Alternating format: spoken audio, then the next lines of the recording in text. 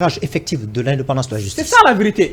Mais d'ailleurs, je vous parlais tout à l'heure donc de la formation des magistrats, de l'intelligence des magistrats, Ouais. de monter parfois au créneau, de prendre des décisions qui peuvent sauver donc la République. Dernièrement, c'était avec le Conseil constitutionnel. Qu'avait fait le président de la République, l'ancien président de la République, de reporter les élections. Mais le Conseil constitutionnel a dit niet. Ils ont pris leurs responsabilités en main en tant que magistrats. Ils ont dit que les élections doivent se tenir avant avril.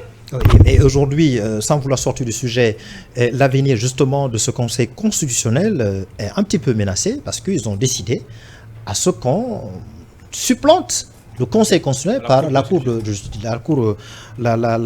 constitutionnelle. Alors, encore moi je le dis ici, nous avons les meilleurs textes, oui. Nous avons les meilleures lois, nous avons un meilleur arsenal juridique. C'est pas ça qui compte, c'est pas ça qui est pertinent. Ce n'est que formel encore une fois. Mais aujourd'hui, oui, malgré le président ait tenu ce propos-là, mais la balle se trouve dans le camp des magistrats.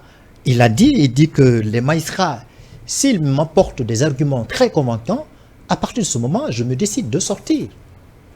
Est-ce que de ce point de vue, il n'a pas raison aussi? Mais c'est lui-même qui avait dit publiquement, Orbi et Urbi, que dès que je suis élu président de la République, je vais sortir définitivement du Conseil supérieur de la magistrature, accompagné avec d'autres engagements qu'il n'a pas encore respectés. Mais il laisse le soin aux magistrats quand même de lui apporter des arguments solides. Il n'y a pas de soin, il est le président de la République. Donc en tout état de cause, il doit se décider de partir. La société le regarde.